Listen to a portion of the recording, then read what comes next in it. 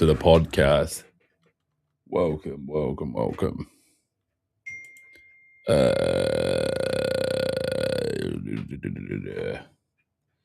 let's have some chill hop on. No, we'll do lo-fi.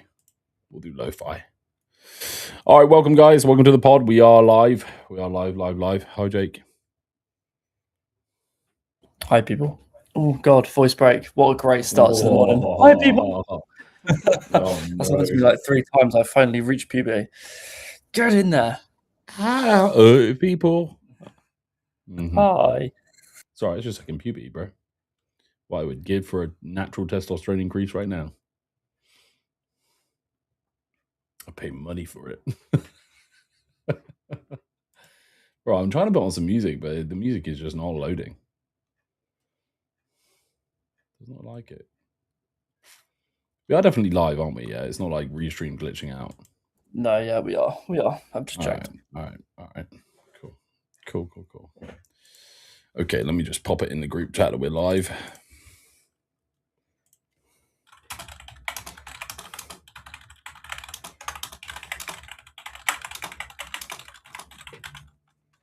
Oh, that's right, I got you, bro. You can see you typing.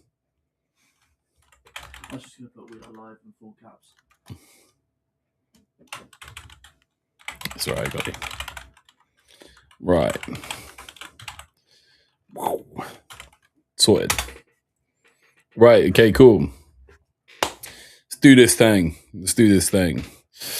Right, so this morning, guys, we are going to be talking about all stuff fitness, Monday morning motivation style, getting you into the groove for the week, and just getting you guys set up for a successful week towards hitting your goals and ultimately getting the best possible outcome you could from your process, whatever process that you're following. So, morning, Jake. Good morning, good sir. Couldn't find the unmute button there. How are you this morning? Yeah, I'm good, dude. I'm good. I felt very awkward for a minute there. I thought you were just going to blank me. And I was just like, okay. No, I'm just watching today, mate. Jake's just literally just tuning in to do his admin work whilst on the podcast. Yeah, man, all good. So, listen, what we're going to be talking about today, we've got 4 key things we're going to talk about. Obviously, if anybody has any questions they want to ask, more than welcome to tune in, more than welcome to input it. But it's more of a conversation between us, Jake. Obviously, people watch this back later on in the day as well, the ones that can't tune in while they're at work or while they're getting ready for work. So wanted to address the main 4 things, and we're going to start off with the first one, and it's the clients getting the best results aren't who you think. And I think this is a really, really big one. I was chatting to Tim about this morning, actually. And I want to touch on the idea of that, like, actually progress isn't always from, or the most progress isn't from the people that, say, for example, like Jake Jake, you, Chris, Tracy, people who are well trained. I think when you're at a certain point, it looks like there's major changes in someone's physique. So if you look at like someone like Tracy or Chris, right, they're in a shred phase. You could probably easily look at those guys and be like, well, they're making incredible progress, and why am I not making that level of progress? The thing is, they're not actually making incredible levels of progress. They're actually just linearly making progress at the same rate as most people. If not, it's slower than people that are new to the gym. Just where they've been doing it for so long, their body's start point was very different. And I think it's very easy to get caught up on progress. Say, for example, if I was to do a shred, I would look very, very lean, very quick. And people will go, well, how come you lose body fat that fast? And it's like, well, I've been in the gym for 12 years. Chris has been in the gym for 5 years. So's Tracy, and so on and so forth. And you're going to see visual results very quick in someone that's well trained. But in reality, I'm just losing the same amount of body fat. I just have a different foundational baseline to go down to. And actually, when you're first going into a cut or you're first gaining muscle, you're first entering the gym, you do get newbie gains, which means that you're probably at your most optimal in terms of results. So say, for example, like Sarah's a prime example of this. Sarah's made linear progress every single week for the last 14 weeks. Even for me, I don't make linear progress every week when I'm in a shred or a bulk. Like it's very much like up, up, up, plateau, up, up, up, up, up. Whereas Sarah's just been like this the whole time. It's just the visual standpoint looks very different, right? And actually, what's going on in the body is way faster. The progress is happening way faster for Sarah than it would be for someone like myself. Except, obviously, now those visual changes are happening faster because my foundational baseline is like 12 years of training. So, actually, the clients that are getting the best results are the ones that are sticking to their plan inherently and sticking to the plan even if the visual result is not what they want to see in that week, and they're just like, right, okay, I've got to trust the process, and they're just trusting the process over looking for visual affirmation that what they're doing is working, because ultimately that's what it is, right? It's those weeks where you don't see the visual changes, but you continue on anyway. And there's a really, really good quote from like Denzel Washington, which is like, discipline in those tougher moments are the thing that gets you to the result, and everybody's going to experience a wobble. Everybody will, but it's discipline in the absence of motivation that actually will get you to where you want to be. And you have to just keep turning up anyway, and then the results will happen. But a lot of it is a time horizon thing, just sticking with it for long enough. So yeah, that's my little like 2 cents on it. I don't know if that made sense or not, but I felt like I wanted to touch on that because I had a conversation about it this morning. What do you think, Jake? Yeah, no, I agree. I think it's also getting the point across to people that, again, like you've mentioned before and in the past, that progress, is linear. Like, we are coaches, and we'll give you the tools that you need in order to get to the goal that you want, but we're not magicians, And I think it's understanding that it is a time process. You can't just do it overnight. And a lot of benefits, not only with your physique, but also in your day-to-day life as well. Like, you think about like all the good habits that you then go forward from coaching alone, like your meal prep and stuff like that, just getting up and, getting your steps done, for example, all of these positives that come under one sort of thing, which is coaching. The byproduct is that you look good, but at the same time, you're also developing yourself in many more ways than you would have probably ever imagined. For some people that that you've experienced with, and like even for myself with some of the guys that I coach, is that like even from like a financial standpoint, like you've mentioned before in the past that like Martin, for example, has turned around to you and been like, I've actually saved like an extra 300 quid this month because I'm not going out and spending X, Y, and Z on stuff, because coaching has given them that template and that frame to just something to follow, understanding that progress is linear, and just sort of like crack on with it. And again, like I mentioned, the byproduct of that is just looking good at the end of it. Yeah, and it is as simple as like, ultimately, most of us have been going to the gym for a long time, right? And most people that have jumped on board with coaching are already in the gym. They're looking for guidance, and it's a case of figures over feelings, isn't it? At the end of the day, like if you're in a shred and your weight is on average coming down, and your strength is going up, you're building muscle, and you're making progress. Body fat has been pulled off the physique. What that is telling you in terms of figures is that you are making progress. You're making progress. It's now a case of how long can you stick at it for to get to the level that you need to get to. And again, that's all we really need, isn't it? Like if you think about it logically, like for most people in the gym, and even for you, Jake, and even for me, it's just knowing that the hard work you're putting in is going to pay off. And sometimes it is a case of, okay, well, if all the figures are going in the right direction, it is just a time thing now. We just have to stick at this for long enough to get to the outcome that we need. And our job as coaches is to tell people, stick at this, this is working. And sometimes when I first started being a coach, I used to really struggle with just telling people to stick at it because I'm there like, well, it's quite a boring process. But in reality, that is the most valuable bit of information, which is when on those weeks when there are no changes being made to your plan. The plan is working. That's what you need. You just need someone to go, by the way, you're getting the best possible outcome right now. We just have to stick at this until it stops working as fast. That's ultimately what it is. So it's just discipline to stick to something for long enough to be able to get the result that you want. And ultimately, the clients that do get the best results are the ones that understand that and just then stick at it for long enough. And that is it. and there isn't a, like you said, there's no magic pill, there's no magic spell that we can cast that will get you to the outcome faster. But is it not nice to know that you are going to get there? Because most people go to the gym and they're like, I don't know if what I'm doing is going to get me there. It's questionable. Some weeks the weight might go down, and other weeks it might stabilize. And you're like, well, is it gonna? I don't fucking know. Like, should I go back into an off season? Should I bulk again? Should I change my workout program? You just need someone to go, no, it's good. Like, keep going, and then the outcome happens. So it's very important. So again, the clients that get the best results, figures over feelings, and just the ones that stay disciplined long enough and don't base their results off of someone else's results, because someone else could be very much a different process of their gym experience. And even for you, Jake, you're doing classic bodybuilding. It's very Tracy and you are the prime examples of, again, you'll compare yourself to other bodybuilders, right? And we spoke about this before. You will compare yourself to other classic bodybuilders, right? And we've sat in here and I've gone, mate, that guy's been training for 6 years, linearly been bodybuilding. Like, why are you comparing your physique, your goals based off of someone that's been doing what you're doing for 3 times as long? Because if you were doing that in any other industry, sure, I think if you can use that as a bit of motivation, be like, I'm going to get to where they are in half the time period.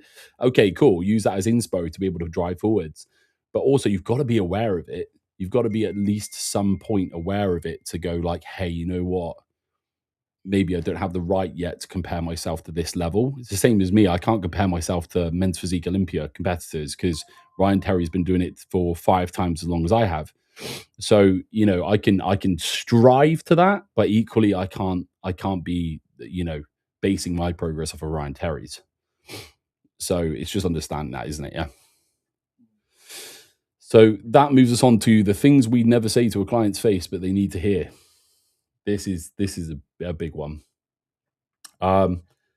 Sometimes for me, the thing I want to tell people is that, and it sounds harsh, but shut up and crack on. Yeah, because sometimes feelings can take over the figure side of things. And that's hard because, especially when we're as far on in our career path as we are now, we have dealt with people from all different walks of life, in all different aspects of life, in all different phases of their lives, and have at some point now, for most people, when they're like, this is hard. Yes, it's hard, but I've been here with this person before and they've pushed through it and they've got to where they want to be. And the results you're looking for are on the other side of pushing through it. And it may not be pretty, it may not be nice, but we have to just go and we have to keep moving forwards.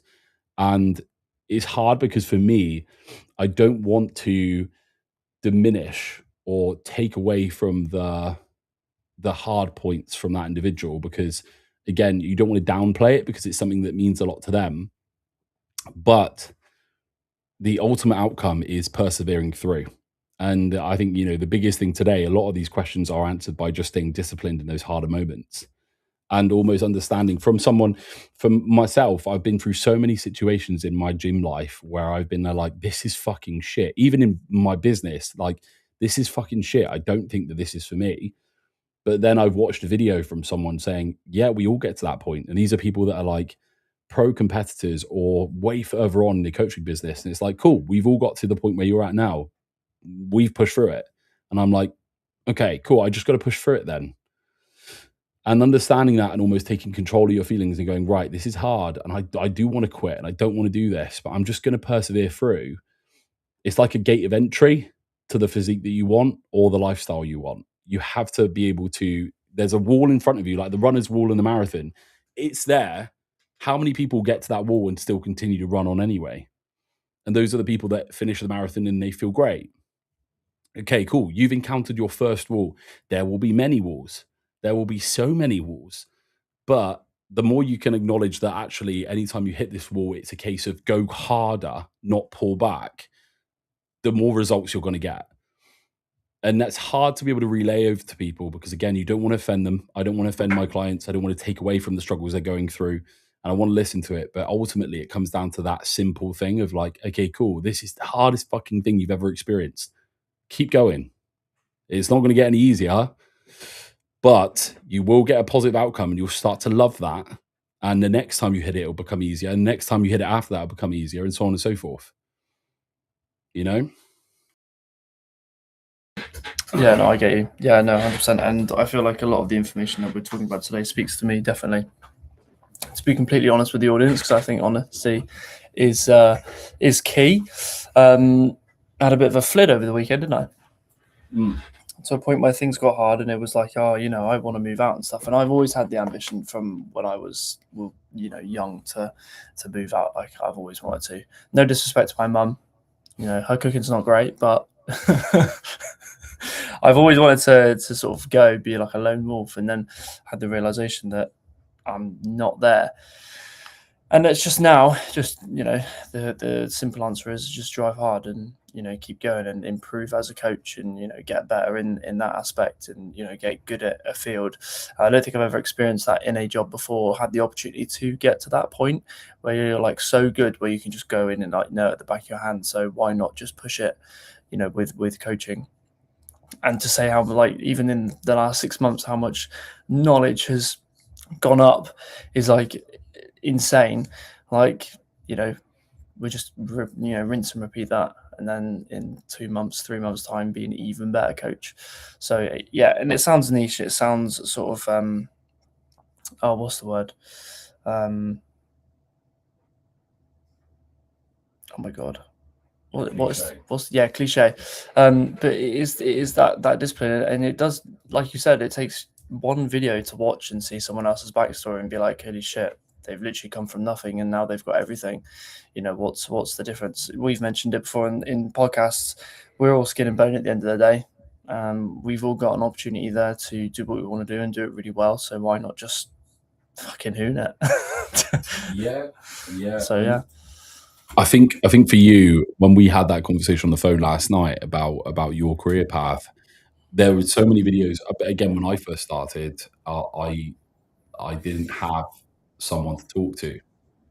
So, like, for me, it was very much like I had to learn how to be able to get through those moments on my own, and that was tough. But oh, by the way, Jake, I think your mic's still on. I can hear an echo, just in case if anybody's listening in. There's like a two of me. Um, never sounds quite as it never sounds quite as impactful when it sounds like you're speaking down a tunnel. um, but I think for me, the one thing that's reoccurring for all the people that I look up to, in whether that be fitness or life in general, are the people that have literally made videos, and they people on Instagram and stuff. This. Everybody looks for like the most fashionable way of getting to where they want to be. And we've been there where it's like, try this marketing route, try this ad, try this training style, try this workout program. This is the workout program that Chris Bumstead follows, and so on and so forth. And you're like, okay, cool. That's going to give me the outcome. That's the magic pill. That is the magic serum that allows me to get from A to B. But in reality, it's nothing to do with that. It's just literally, if you've already got, for you in the coaching business, if you've already got coaching clients that are paying you a lot of money, right, and you're getting great results with them, it's about increasing the throughput of what you already do well. It's about doing more of that and just getting very good at that. And it's the same with anybody's fitness journey. If you've already got great results, cool, do more of that. That's the thing that's getting you where you want to be. But because there's so many Instagram videos of like, try this will like 10 times the result. Sometimes you're so focused on that side of things and like the magic pill, or in most people with a workout program, they'll change their workout program consistently. It actually takes away from the thing that's working. And then all of a sudden you're putting in just the same amount of effort, if not more, because you're motivated to try this new thing. But you're actually going backwards because the one thing that was working, you're now not spending enough time doing. So you just have to do more and increase the throughput of what is already working. And having a conversation with Cal, who's my coach, who's very successful with all of his athletes, with his career and everything. I spoke to you. I had a conversation with him on the phone like 2 weeks ago, and he was like, cool, do more coaching, mate. If you want to get to this point in your business where you can open a new gym and all these things, do more coaching because you're very good at that. And he was like, I've looked at your results. You're really, really good at it. So do more of that. And I was like, it's so easy actually in reality. If you're a plumber, you do more plumbing work, more great work for people, the more referrals you get. And then all of a sudden you're so busy with people because you're so good at what you do that everybody's referring you and recommending you and stuff, that you're so busy now, you have to hire staff to be able to take on the amount of work that you have to deal with on a day-to-day basis. And for you as a coach, it's about coaching more, getting more results, getting better at what you do. And as a byproduct of that, just you'll have loads of people queuing up to be there like, this is the guy. This is the guy that gets me from A to B. This is the person I need to be with. And all of a sudden, your career is really, really busy. And it's the same with most people with their plans they've got. Look, you've seen, if we've got Google Sheets and you can see that you've made progress over the last 6 weeks, why now, 6 weeks in, do we have to change the system completely? Sure, we might make a minor adaptation. Maybe we lower calories or increase cardio a touch, but we don't need to shift things on. And even for me over the weekend, I did check in with a couple of guys. I was like, when are we going to change the workout program? You want to change the workout program that's delivered a fantastic result for you? Why are we changing that? Like, shouldn't we just do that more right now? Or until we have to adjust it when progress slows. But it's not pretty, it's not fancy, it's not funky, and it's not something that's going to like sell a lot online, but ultimately it's what's working, right? So it's just doing that better. Yeah, and for most people with their workout programs, there's always room to improve on the same workout program you're following each week, whether that be an improvement in like form, weight, reps, whatever. It's just getting good at that. So hopefully, hopefully, I think when we had that conversation yesterday, hopefully it struck a chord with you, with your business and stuff, because you were like, Yeah, no, definitely. It's like when we say to people, even during the PT sessions, why are you increasing the weight if you're comfortable at that weight and it's having a positive effect? It's like, don't sort of like jump ahead when you're sort of making progress where you are. You don't need to make these loads of adjustments and have a complete switch around if what you're doing is working. Just need to do that more. It's rinse and repeat at the end of the day. It's repetition. And, again, it's linear, and it's getting that point across to people that it is linear. But if it's getting us results, then why is that a bad thing? yeah, and like I made a post over the weekend about like drop sets and like all that sort of stuff. And how many people do you see in commercial gyms that like, let's just do a drop set at the end? You're like, but why? Those things are saved for the specific reason of moving the needle forwards once we've exhausted what we're currently doing. We input that when it's needed.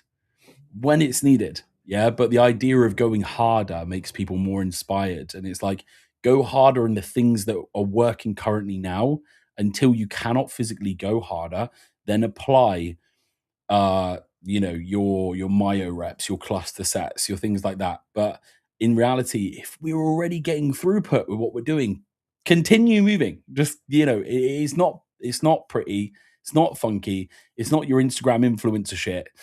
But that all of that stuff is all designed to get you to buy programs, all designed to make it look easy and fun and marketable and pretty, because they care about getting your income. Whereas the stuff that really, really fucking matters, the stuff that really builds that foundation and builds the best physiques in the world, is the foundational shit. All of the pro athletes I've been around, believe it or not, are doing the most standard workout programs you've ever seen in your life. They've got enough exercise volume in the areas that need to be brought up, and they're doing the same thing day in, day out, day in, day out, day in, day out, day in, day out, until eventually they are the best at what they do. But it is literally just doing more of what is already working. And that's hard for me as well, because I've dealt with contest prep clients in the past, and I've had contest prep clients leave me for other coaches afterwards, because they're like, if I made this level of progress with Lewis, then this other coach will get me more progress. And now we're further on. And I'm not going to say that I didn't doubt that when they first left. I was like, maybe they can, maybe these other coaches do have this secret method. But now it's been 4 years since those people have left. And a lot of them have regressed or not made any progress. And you're like, if you were with me, man, we made a lot of linear progress in 2 years. Where would we be in 4 if we made that same level of consistent progress? And it's kind of like, I wish I could go and get in their heads and be there like, no, no, no. If you were like this in your first year, better by like 60% in your second year. If you could get like even a 5% increase each year, where would we be now? Like where would we be now? We'd be 4 or 5 years in, and you'd be 20%, 30% better, and that 30% is the difference that gets you from fifth to first. And the same like in our industry, bro. Like in terms of business, it's if you got something that's worked to get you your first 10 clients, then do that 10 times over, and you've got 100. So it's just that, dude. It's hard. So yeah, I think for clients going back to the main thing we were talking about there, things we never say to a client's face, it's like, look, it ain't pretty, it ain't nice, but we just got to push on. Just got to push on, man. And that's hard to get across because it's not what they want to hear most of the time. So you got to be very careful how you approach it.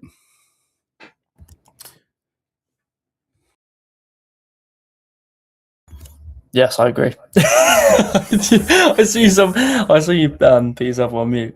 I think people need to understand as well that like coaching shouldn't be, and I'm fortunate enough with the guys I've got on board that they kind of see it as like a breath of fresh air. That it's like, if anything, you're taking away that sort of admin work, if you will, because all you've got to do is just look at a plan, and be like, okay, and then just get on with it. And if you have that attitude towards a plan, and again, you just crack on with it, then you will see results because you're working with a coach that has gotten results in the past with other people who probably have busier lives, probably have kids, probably going through their own struggles, and they just crack on with it. And for me, those are the best people that just look at a plan, go, sure, and then just get on with it, and also just trust that it is a linear process.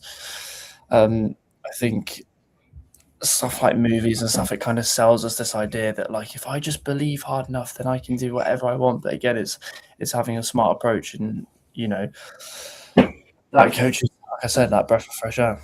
So treat it like a to-do list and just crack on with it and just get on. Yeah, and there's nothing wrong with like that. Definitely, fucking like you said there, like, oh, you can movies, and you'll believe that you can get whatever outcome that you want as long as you put your mind to it and as long as you believe in it. Yeah, 100%. Anybody can, as long as you're aware of the situation, right? Like if you want Chris Hemsworth's body in Thor, that's going to require a level of discipline and dedication and consistency for a long period of time if your starting point was where I started, right? But that never put me off. Like that was more of an inspiration. I was like, there are so many guys that couldn't do that, and it's not very often you see someone with that level of discipline that can achieve that. So for me, it's like if I was to go and achieve that, that's cool. I'll look the way I want to look, but also I know the journey that I've been through to get there.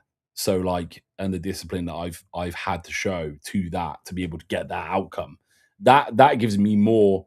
That gives me more fulfillment than anything. Is knowing that where I started from to where I am now is so wild and so different that it's almost like when I look in the mirror, I'm aware that's compounding daily values, which most people struggle with, and definitely from a coaching perspective, we see it all the time. And it's hard because the people that do make the fucking mental transformations are the ones that understand it's a mental journey as well as a physical one. And also, by the way, guys, this is really hard to get across, but also the things that we never say to a client's face is the gym isn't everything. So like, what are we making it everything? Right? Like the the biggest thing for me is that I sometimes struggle with people that are like, man, like I'm struggling to like, I'm going home and I'm thinking about my meal prep and I'm doing this and I'm thinking about my next sets and stuff. Cool. If it's inspiring you, do it 100%. Like if it's inspiring you to go and meal prep, if it's inspiring you for the next session, awesome. But also, dude, it's not that hard. It really isn't. Nor it should be. It shouldn't be that hard. It shouldn't carry like that mental burden that a lot of you guys carry whilst doing this journey. Do you know what would be really cool is if you came to the gym, you just did your gym session, your meal prep for the day. So you don't have to worry about food now. You just got to get those meals in throughout the day. But do you know what you do? Go out fucking bowling at night time. Take your missus out. Take your kids out. Go out and do something fun. doesn't stop you from doing those things. Like, we're not saying like you have to just live for the gym. Do those things as well. Like, take your meal prep with you, bowling, and go have a great night out. Go cinema. Go see your mates. Like, all we're doing is saying, like, look, we're going to take all, like you said, take all the pressure away from you thinking about what you have to eat. We're just going to tell you what you need to eat to get to the outcome. Now, all you do is you do all the fun stuff that you normally do with your life, but with just a little bit more guidance in terms of what you put in your mouth. And we're not making you guys starve because ultimately that is not going to generate the result. So, do you know what? Just turn up, do what you need to do, and then just go live your life outside of that, man. Like, it doesn't have to be as deep. Like, why are we making it that deep? Do you know what I mean? Unless it was your career path where it, like, obviously funds you. If you're like an Olympia athlete, then every fucking hour of the day is like meticulously tracked. But we're not. We're doing this for a lifestyle transformation, or we're going to compete. And even competitors, for you, Jake, it's like that level of focus 6 weeks out. 6 weeks out where we're like, okay, let's not put you in an environment that would cause you to like generate more fatigue and things like that because you're now so fucking lean that we every little like extra bit of energy you spend somewhere is going to downstream affect you with hunger. No more stairs. 6 weeks out, no more stairs. but go do stuff. Go play fucking crazy golf, or go like to a dry ski slope, or go out and watch a football game, or like go do something. Go do something to take your mind off the whole thing. Because if you're sat at home and you're doing nothing, then all you can do is think about the cupboard. So preoccupy your brain. Innit? Yeah, 100%. Me and my partner, Shah, we had this dilemma over the weekend as well. It's kind of like, we've got nothing to do. And at the moment, feel like the gym is consuming our lives. And obviously, that is the case for me, but I sort of embrace that.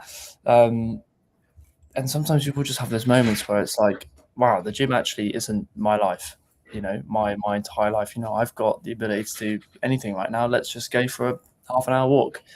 Suddenly you get back from that half an hour walk and you're like, it's as silly as something like a walk, but you're like, I feel like I've actually cleared my mind for that half an hour, and we've been able to talk and open up and speak about our weeks and how we're feeling and going into the following week, what's our plan, all this stuff. And then suddenly you've had like a half an hour conversation piled up into one conversation that you would have spanned across the week because you've just isolated some time for you and just almost taken a break without taking a break, if that makes sense. You're giving your mind that break because your mind's not constantly on it 24/7. And it's something as simple as just going out. Like, the gym is, as much as we love to push the motivation and the discipline stuff, the gym isn't the be all and end all. The gym should be an environment where you grow and you are part of a community that is, on similar journeys, but it should also be separate to your life. It should never take over, obviously, unless you are like a serious competitive athlete in like the Olympia, or you're doing like the Olympics, powerlifting, or whatever. The gym should be seen as a positive, and there are ways that you can make it a positive when it gets too hard. Like we've spoken about deload weeks in the past to make it easier for people, but just have some time for you as well and just chill out. Yeah, just don't make it so deep, bro. Just don't make it so deep. Like, it doesn't have to be like the Rocky Balboa, all I'm doing is getting in shape thing. You can do both. You can go and live your life and also do that as well. And if you look at what meal prep is, we're just allowing you that guidance to be able to just have some structure so that when you're doing those things, if you have to pop out a meal and you have to eat, then you're eating the right thing. It's cool. Bro, it's having a lunchbox in primary school. We've said it in the past before. No different to that. Your meals are just a little bit different. And just get a hobby, man. There's so many people like in here, and they're like, dude, like, I would be struggling if all I had to think about was like gym, work, home. Yeah. Whereas if you can go gym, work, home, hobby, and you've got something else you can focus on, even just like painting Warhammer or collecting Pokemon cards or something, you can shift your focus to. Sticking to a diet becomes so much easier. Pick up a fucking instrument, dude. Learn how to play guitar or some shit. Do something that allows you to be able to focus on something else alongside you focusing on this thing a little bit. So again, the outcome of that will not be any less because you're shifting your focus away from it.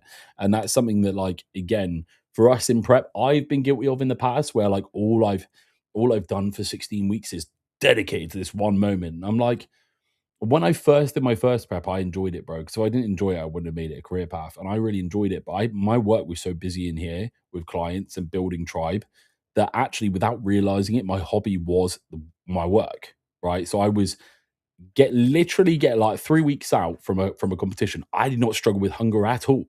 Like not one single bit did I struggle with hunger because I was like, I just need to get my meals ready because I've got to get to work. And then all of my focus was on work. And the only time I actually felt hungry was when I got home at night time and I had nothing to do. And I was like, oh, now I can think about food. But the whole day was incredibly linear. And that was by far the leanest I ever got when I actually had that balance where I could just focus on doing what I needed to do, then getting to work and really like, because that was my hobby at the time, and really focusing on that.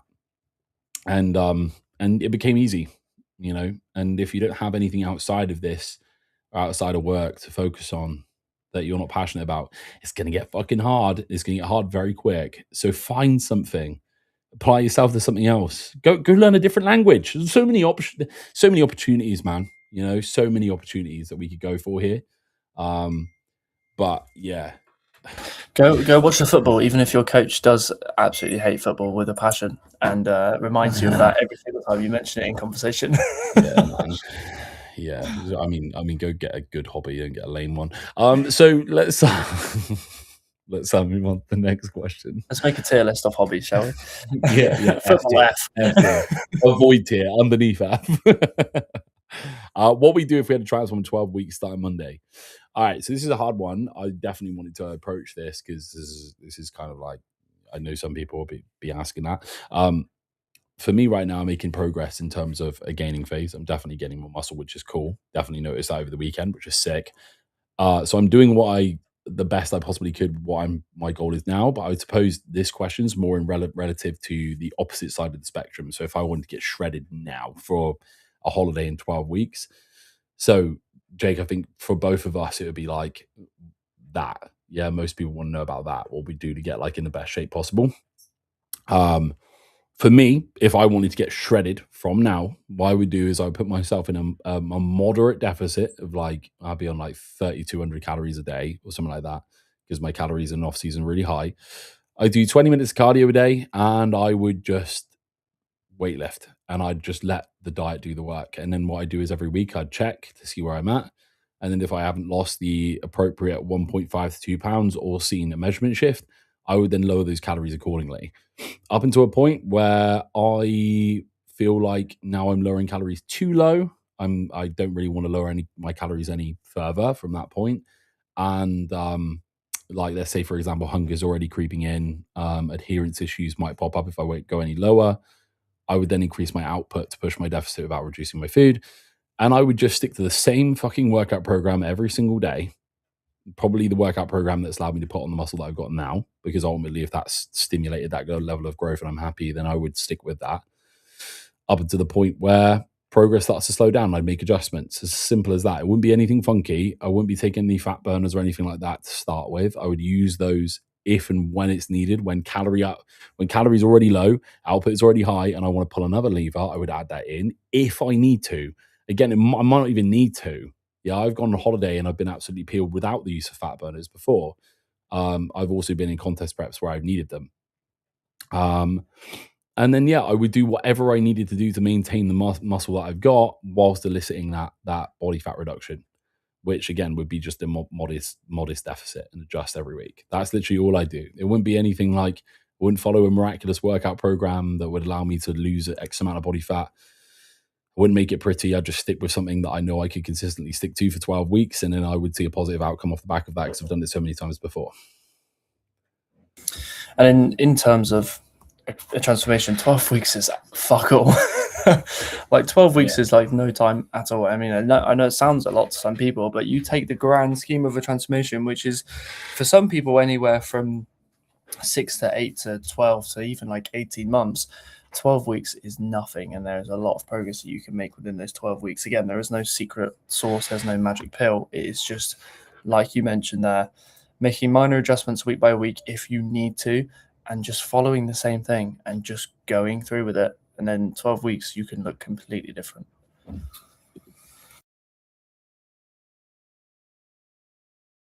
Yeah, man, 100%.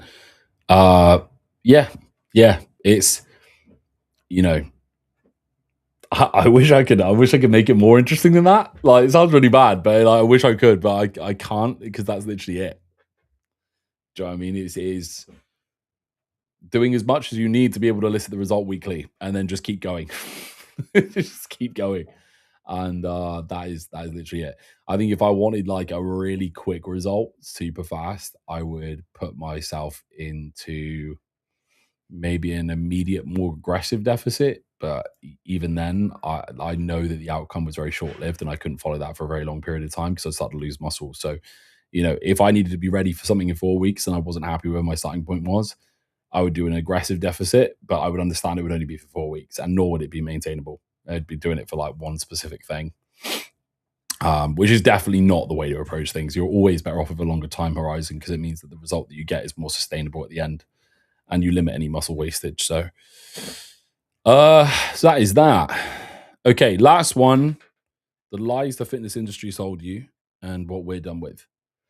I think we've literally covered pretty much the whole thing today, right? Those immediate results, like fucking hell, dude. Like, I see some people, and I'm like, brother, like, when you see someone, they're like, oh, this is me, like week 1 and week 12. Okay, that's cool, that's awesome. But when you see like the 4 week shred, it's like 4 weeks, 4 weeks, my guy. Number one is probably not 4 weeks. Number two, even if that was a result you got with someone, you bet your fucking heart they'll bounce back real quick. Like, okay, cool. For a photo shoot, you've got them modestly lean, right? They ain't maintaining that. They ain't. It's not been enough time between point A and point B. So there's no way from a physiological standpoint they can maintain it unless they're willing to be on peasantry calories for the rest of their lives. And also fat burners as well. Like, the reason I got lean was because of this fat burner. You're like, dude, like, fat burners just allow you to be able to sit in a deficit a little bit longer. But the main thing that's caused you to lose body fat is the foundation, which is being in a calorie deficit. You need the fat burner to get that result. You've just used it. So don't try and shift that over because that's rubbish. Yeah, like that's bad. Again, I'm not against someone if they were like, I use a fat burner 6 weeks into the process to allow me to have my basal metabolic rate slightly higher, to allow me to sit in a deficit a little bit longer, to go alongside my diet. Cool. You're being honest. Love that shit. All about it.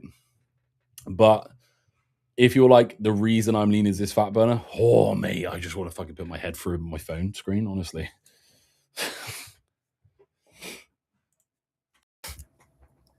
Yeah, I can agree with that. We start going back to 10 years ago on YouTube, and it's like 6-pack in 60 seconds. And it's just pure clickbait. It's like 6-pack in 60 seconds repeated 5,000 times over the next 2 years. Yeah. And that's the stuff they don't tell you. Yeah, it's being realistic at the end of the day, isn't it? Let's say you've got a holiday in a month and you are not relatively lean, and let's say you have a body percentage of 20% and you want to get down to 5. You've got to understand that if you were to get down to 5, you are eating nothing for the next 30 days. And that is obviously not ethical, nor is it sustainable. And you will, like you said, bounce back. And that's the one thing that we are here to prevent, is that bounce back. And it's, again, reinstalling those good habits. So when you do come off plan, or if you have got an event, you can carry those good habits going forward. And, you understand why you're in a certain phase, which is why we use like Google Sheets and stuff. Everything is laid out clearly, gives you an accurate timeline. It's not just like, oh, you want to get shredded in 30 days? Yeah, bro, I can do that for you. 200 quid a month, please, and we'll get there. And then you don't get there, and then you complain because you haven't got there, because you haven't been told that it is linear over time. Yes, are there some circumstances where you can push a little bit harder and go into a slightly more aggressive deficit? Of course you can. Prep clients go through it all the time, and we will. But there's levels to it, and it's again, it's not a quick fix. And I feel like we are relaying a lot of the information that we've previously covered before, like in earlier questions. But that's it. That is literally it. It's not an overnight fix. It's a linear thing over time, which is why we give people year-long timelines as to where we expect them to be in a year's time, because that's what happens with the gym. It's a time thing. It's a trust the process. Here's the plan, crack on with it. Sorry to be extremely blunt there. No. It's needed, yeah. Because again, even if like again, so my coach took off Sarah to the Orlando Pro, I think this weekend, just gone. Anyway, took off a lady to the Orlando Pro, right, and she got a card to go to the Olympia for the first time. Incredible. And when she took to the stage, right, honestly, it was lights out. Yeah, she was the best by a mile up there. And then she uploaded a post saying, like, thank you to my coach. They've been working together for 18 months. 18 months, bro. Yeah. And normally, like, bro, we get talked in all the time to being like, like, oh, this method will get you there in 2 months. This method will get you there in 3 months. If anybody ever sells you that, right? My thing is I wouldn't mind waiting 16 months if at 16 months or 18 months or whatever I was in such whammo shape that people are like, how have you done that? Because that's what we're looking for, right? We're looking to get in a shape where people look at us and go, wow, like that is incredible. If you want that, then you have to be with the coaches that understand that timeline, that understand that it's not fun. And with Cal's incredibly figures based, right? He's exactly the same. We coach exactly the same way. And he's like, it's not pretty, it's slow progressive overload over time. And as a coach, our job is to mitigate all the variables that would stop us from making that continual progression and this slow upwards curve. And eventually that slow upwards curve, it's like the tortoise in the hare, isn't it? Yeah. Like, the hare will always lose in that shorter time frame. Even though they run faster, he burnt out or he just wants to have a nap and he has a nap and the tortoise wins. And it's like, cool. The people that do this will inevitably end up doing this and this eventually, right? Whereas the people that do this and they mitigate all of the shit along the way will just consistently do this all the time. And eventually, the person that's rushing would have been like up, down, up, down, up, down. But the tortoise has gone like this, and now they're a mile ahead, a literal mile ahead, right? And it's just that is what you need. That is, you just need someone on your side to say, look, continue to do this. Oh, you're aching this week. Let's put you into a deload.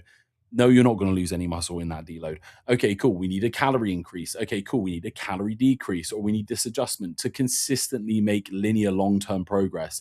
And if you can do that, and if you're with a coach who understands that, you are going to, in a year's time, which is not long, by the way. I sent you a post yesterday of Star Wars, and the guy from Star Wars. That's like my childhood era. I remember waiting in the queue to go and see the new Star Wars films. And it literally shocked me that was in 2003. It's now 20 years on. I'm like, oh my God, what the fuck? But it's been 20 years. It hasn't felt like 20 years since I watched that film with my parents. But it's been 20 years. So what is a year? What is 2 years in the grand scheme of things? If in 2 years' time, you are going to have a physique where you walk around and people go, that's what I want to look like. I really like that person's body, right? And you've just done the process. It hasn't been overtly hard. You've gone through those harder moments, but you've just gotten stronger over time and done something consistently enough to be very good at it. That's it. So it's just, yeah, it is frustrating because I was even saying about it yesterday. There are a lot of people that I previously worked with that would be so good now if they just understood that that was the thing. That was the thing. They would have been so good. Be like Craig, for example, right? Craig made incredible linear progress in a year. Imagine if Craig had stuck with it for another 3. Oh, mate. The fucking doors that would have opened for that guy. But they're not there because he's tried to flip between people that have promised him short-term result. And it's like, now we're exactly where we are. And, there's so many other people like that. So it's just, yeah, do what you need to do, make slow, long-term progress, and then your outcome will always be positive. So don't get pulled into the marketing of like 70-day shred, 60-day shred, 30-day shred, all that shit. Just avoid it because those results will not be long-term. Right. I think that's why I will always, and as much as sometimes I might come to you, Lewis, because obviously you coach me with the frustration of, oh, I'm not where I want to be. I think that's why I will always love and like adore bodybuilding. Again, it's a very extreme case, and it's, you know, it's different to your lifestyle transformation, but it's this idea that despite your where you are now, you can get so much better in 2, 3, 4, 5 years time. You look at Ryan Terry, for example, when he started working out to when he won his first Mr. Olympia, he wasn't 19 years old. You know, he wasn't 20 years old. You know, it took him time, and it took him many, many years. I don't know how many years it took him. I think it was like 7 to 8 years. I think it took him, something like that. Yeah. Yeah, and it's like, you know, and that's Ryan Terry. That is the Mr. Olympia of men's physique. You know, and he didn't get there overnight. And I think, like, I am so grateful that bodybuilding was opened up to me, and I made that sort of, you know, call to message us and be like, bro, I want to do it. Fuck it, because it's just taught me so much, and even just coaching alone has taught me so much, and just like how many benefits there are, and how the gym can take you so far without you even realizing it. And it's a beautiful process to love. And I think I've definitely come to the realization that my football days are behind me, and that I probably will not be going pro, but that doesn't stop me in the bodybuilding world. You know? Thank God. Thank God. And guys, just to put this in reference as well for you guys, this is Ryan Terry in 2012, right? This is him in 2012. Okay. So you can see him there. Skadoosh. So you can see he's like, again, don't get me wrong, cracking shape. Hang on, let me pull this over here a sec, because then I'll be able to zoom in. But yeah, you can see he's in cracking shape. Good nick for a guy. Yeah. But this is what he looks like now. Hold up.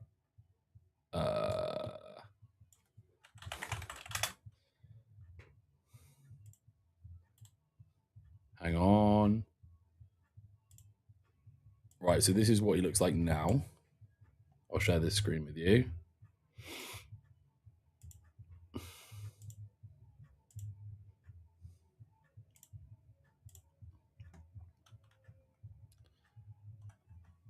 This is what he looks like now. Yeah, he's done that in, I mean, where is it? That's 2012. Sorry, that first photo. And now it's 2026. So that is 14 years. 14 years. Not a lot of progress in every year, is it? Really, if you were to compound that. But now he's the best body in the UK. Right? 14 years, guys. 14. Right? And people are asking for that before and after in a year. And you're like, it can't happen in a year, nor should it happen in a year. Because to be quite frank, going back to the thing that you don't want to say to your clients, you aren't worthy of it. You aren't worthy of it. You haven't done the time. Go do the time and ask for it. Right? Imagine Ryan Terry sitting in front of you and you going, I'm annoyed I'm not where you are right now, and you're 2 years into your career. He'll tell you to fuck off, because he's been through it all 8, 9 times more than what you have. And you're asking for where he is right now. You can't do that. You haven't done the time. You haven't done your time. So do your time. And all we can ask for is small, gradual improvements every single year, and you'll end up being one of the best physiques in the UK. One of the best physiques in the UK, if you can just compound those results year after year after year. So do it. And not many people want to get to this level either. You know, like that's the most extreme. That's the most extreme. So if we want to just look good at the beach and we want 50% of that, then that's pretty fucking easy to do. We just have to fucking dedicate it. Dedicate that time and that effort and that discipline. So do it. Right? I think when you get to the realization that it is linear, I think that's when it becomes enjoyable, in my opinion. And it becomes, if anything, easier, because you put so much pressure on yourself to have that transformation after a year, 12 months, 6 months, whatever, that the second that you realize that I'm not going to look like that in a year, but in 2 years or in 3 years or in 4 years, I will. That's when that pressure comes off. You feel a massive weight lifted off your chest, and you can take a step back and be like, look, I'm just going to approach each session as it comes, each week as it comes. Those weeks then build up into months, then build up into, 6 months to then years. And then suddenly you're where you want to be. And, that hasn't felt like 4 years, because you've just enjoyed the process, and it's been a nice, easy process to go through. And you might go through the odd hurdle or two, but if it's consistent throughout, then you're going to get there. And again, it's one of the reasons why I love bodybuilding, because you just improve year on after year, and it's you can't complain if you're constantly improving. Why would you fall out with it? Yeah, man. And I think as well, as a bit of a personal thing, and I'm sure you wouldn't mind me sharing this as well, Jake, Go for it. for you. And I feel like this is useful because I think for us, a lot of people think that we're invincible as coaches, right? And they think that we don't go through all these troubles and stuff. For you, Jake, using because you've done bodybuilding long enough, so you know all of this stuff, and you're a coach, so you know all of this stuff. So bodybuilding is arguably quite easy for you now. But the one thing you can apply this to is your career path. And I think with your career path, like even that conversation that we had yesterday about like, getting a house and those things. You are 6 months into being a coach and 3 years into properly training, right?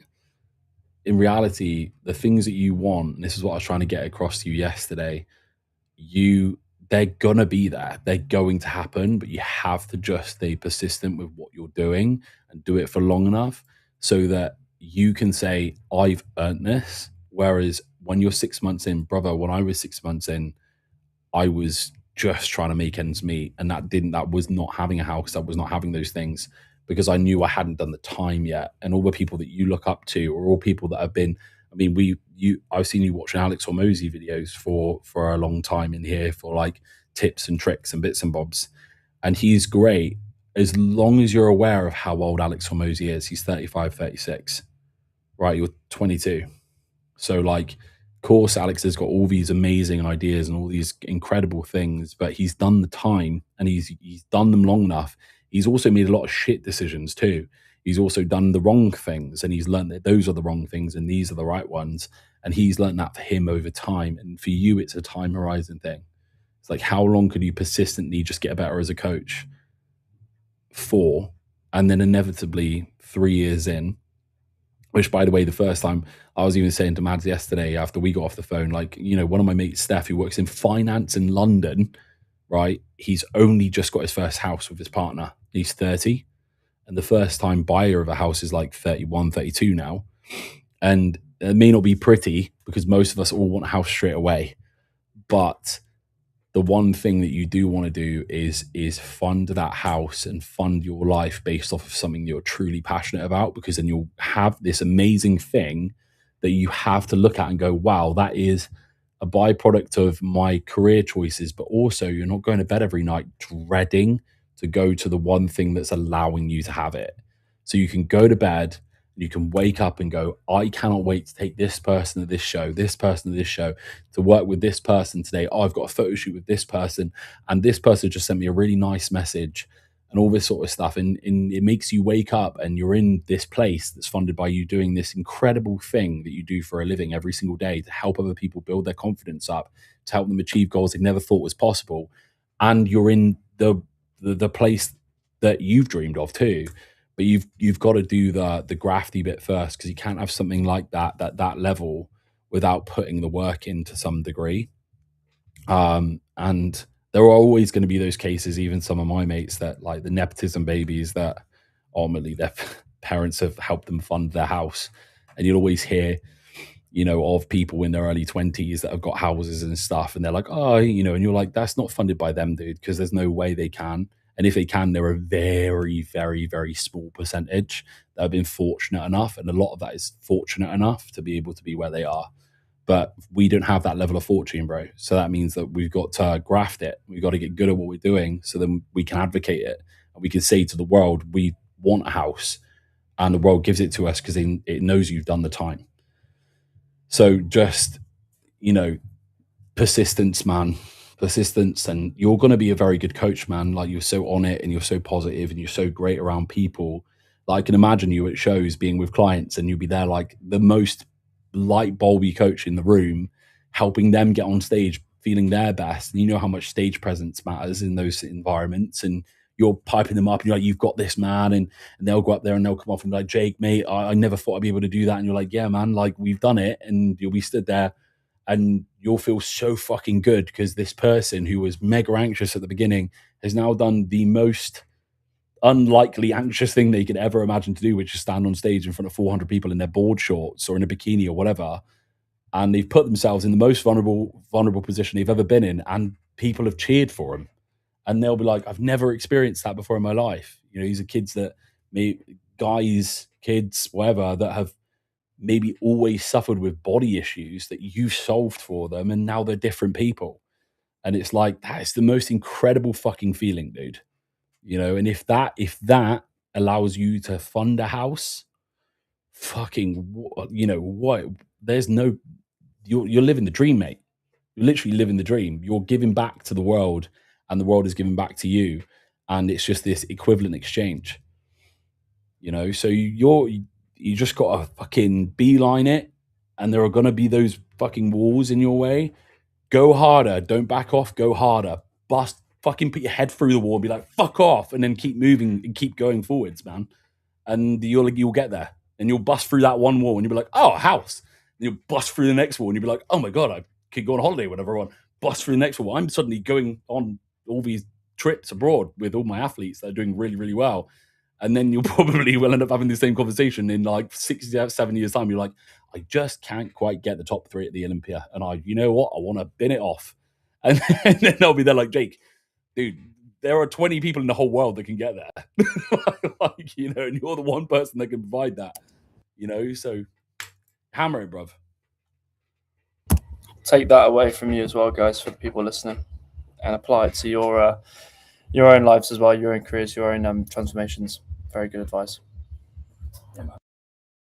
We're gonna end it there because I feel like we're rambling and we've definitely gone over now. So I'm gonna love you and leave you guys. We've got work to do. We've got to go crack on. We're becoming better coaches, educate the fuck out of ourselves, and just get better at delivering you guys results as well. So we're gonna go and do that. And yeah, hopefully you took some good info from today. I am also going to love you and leave you.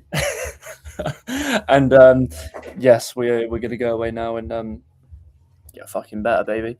And we will see you Thursday evening for another episode of the podcast. We hope to see as many of you there as possible. Bring your questions along. Very keen to answer those. And yeah, we will see you on Thursday. Deuces. Cool. Nice one, guys. Have a lovely day. And if you've got any issues, WhatsApp us. We're always there to help. Speak to you soon, guys. Peace.